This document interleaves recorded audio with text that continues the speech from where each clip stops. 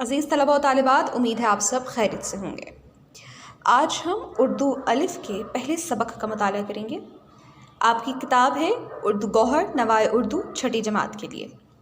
یہ کتاب ہے جو ہم پورے سال تھرو آؤٹ دا سیشن پڑھیں گے۔ آئیے اپنے پہلے سبق کی طرف بڑھتے ہیں۔ ہمارا پہلا سبق ہے حمد۔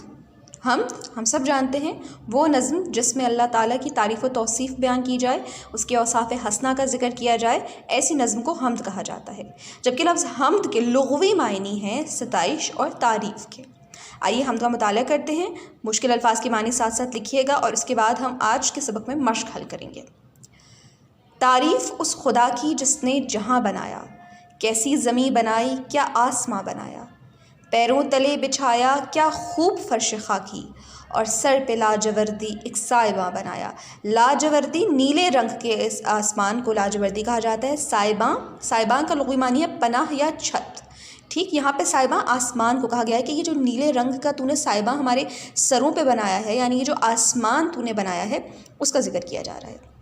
دراصل اس نظم میں اسماعیل میرٹھی اللہ تعالیٰ کی نعمتوں کا ذکر کر رہے ہیں، اس کی قدرتوں کا ذکر کر رہے ہیں۔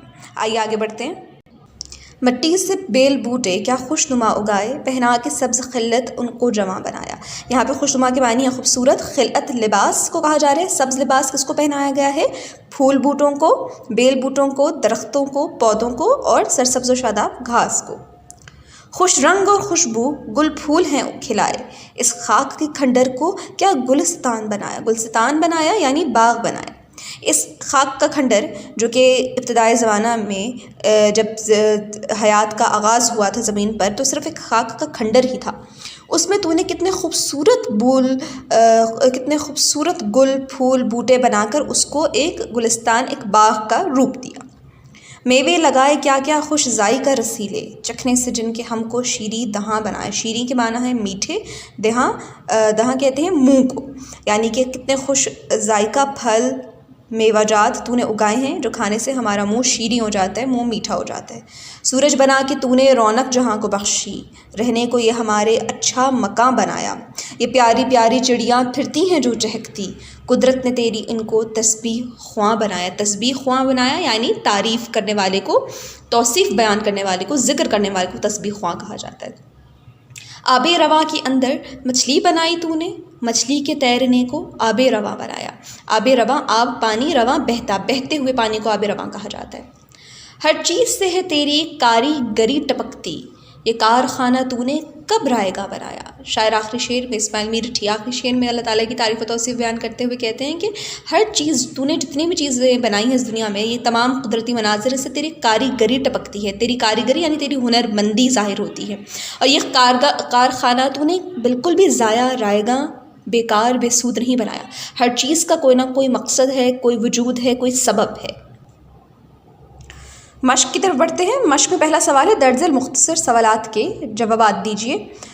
پہلا ہے حمد کے لغوی معنی کیا ہیں؟ جیسا کہ آپ کو نظم کی ابتدا میں بتایا گیا تھا کہ حمد کے لغوی معنی ستائش اور تعریف کے ہیں، جبکہ اصطلاح میں حمد ایسی نظم کو کہتے ہیں جس میں اللہ تعالیٰ کی تعریف بیان کی جائے۔ یہ تھا ہمارے سوال الف کا جواب۔ سوال نمبر 2 ہے، لاجوردی سائباں اور سبز خلعت سے کیا مراد ہے؟ لاجوردی سائباں سے مراد نیلے رنگ کا آسماں ہے، اور سبز خلت سے مراد ہرا لباس ہے یعنی سرسبز گھاس۔ جیم، شاعر نے حمد میں اللہ تعالیٰ کی کن قدرتوں کا ذکر کیا ہے؟ قدرتوں کا ذکر کیا یعنی کن نعمتوں کا، کن قدرتی مناظر کا ذکر کیا ہے؟ اس کا جواب ہے کہ حمد میں شاعر نے زمین، آسمان، سورج، گل، بوٹے، پھل، پھول، گلستان اور پانی کا ذکر کیا ہے۔ یہ وہ تمام نعمتیں ہیں جن کا ذکر شاعر نے اس نظم میں کیا ہے۔ اگلا سوال ہے، تسبیح خواں کسے کہتے ہیں؟ اس کا جواب ہے جی کہ تسبیح کرنے والے کو تسبیح خواں کہتے ہیں، تعریف کرنے والے کو، اللہ کا ذکر کرنے والے کو تسبیح خواں کہا جاتا ہے۔ عزیز طلبہ و طالبات، اگلا سوال ہے، درج ذیل الفاظ کو جملوں میں استعمال کریں۔ یہ سوال چونکہ تخلیقی ہے، آپ خود سے کریں گے۔ تمام طلبہ و طالبات کے لیے لازمی ہے کہ وہ سوال خود سے تحریر کریں، تمام الفاظ کے جملے بنائیں۔ اگلا سوال ہے، کالم الف اور بے میں ربط پیدا کریں۔ ربط پیدا کریں، یہ تمام الفاظ وہ ہیں جو آمنے سامنے والے مصروں میں یا ایک ہی شعر میں آئے ہیں۔ جیسے پہلا لفظ ہے کیسی زمین، اس کو ملائیں گے ہم کیا آسمان۔ لاجوردی، لاجوردی کا ذکر کس کے ساتھ ہوا تھا؟ سائباں کے ساتھ ہوا تھا۔ سبز، سبز کا ذکر ہوا تھا خلعت کے ساتھ۔ بیل بوٹے، خوشنما بیل بوٹے بنائے ہیں۔ میوے، خوش ذائقہ۔ چڑیاں، تسبیح خواں، نظم کے اندر چڑیاں کو تسبیح خواں کہا گیا ہے۔ اگلا سوال ہے کہ ذیل میں دیے گئے درست بیان پر ٹک اور غلط پر کراس کا نشان لگائیں۔ الف، اللہ تعالیٰ نے ہمارے سروں پر سرسبز سائباں بنائے ہیں۔ غلط، لاجوردی نیلے رنگ کا سائبہ بنایا ہے۔ اللہ تعالیٰ نے خاک کے کھنڈر کو گلستان بنایا ہے۔ درست۔ چڑیاں اللہ تعالیٰ کی تسبیح کرتی ہیں۔ درست۔ اللہ تعالیٰ نے پودوں کو سرخ خلت عطا کی ہے۔ غلط، سبز خلت عطا کی ہے۔ ہر چیز سے اللہ تعالیٰ کی کاریگری ظاہر ہوتی ہے۔ بالکل درست۔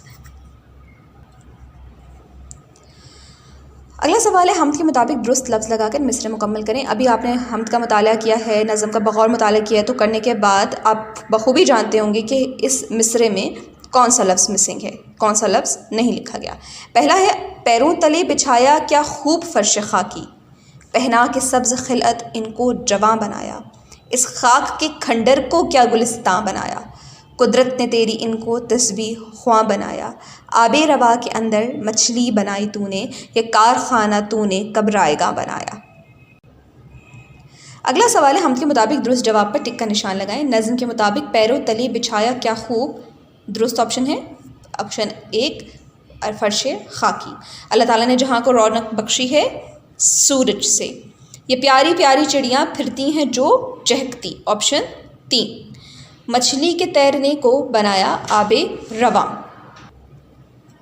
درج الفاظ کے متضاد لکھیں۔ متضاد الفاظ الٹ الفاظ کو کہا جاتا ہے۔ زمین، آسمان، خاکی، آبی، خوشنما، بدنما، شیریں، ترش، اچھا، برا، تلے، اوپر۔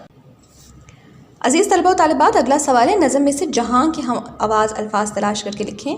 جہاں کے ہم آواز الفاظ جو نظم کے اندر موجود ہیں وہ ہیں آسماں، سائباں، جواں، دہاں، مقاں، خواہ، رواں، رائگاں، گلستان۔ یہ تمام الفاظ ہیں۔ اس کے علاوہ بھی ہمارا سوال نمبر 9 ہے، اس حمد کا مرکزی خیال تحریر کریں۔ انشاءاللہ اگلی ویڈیو میں آپ کو نظم کی تشریح کروائی جائے گی، اس کے ساتھ ہی آپ کو نظم کا مرکزی خیال بھی کروایا جائے گا۔ امید ہے عزیز طلبہ و طالبات آپ کو آج کا سبق اچھے طریقے سے سمجھ آیا ہوگا۔ اپنی اپنی کتابوں پر اس مشق کو حل کیجیے، اس کو ذہن نشین کیجیے۔ اپنا بہت خیال رکھیے گا۔ اللہ حافظ۔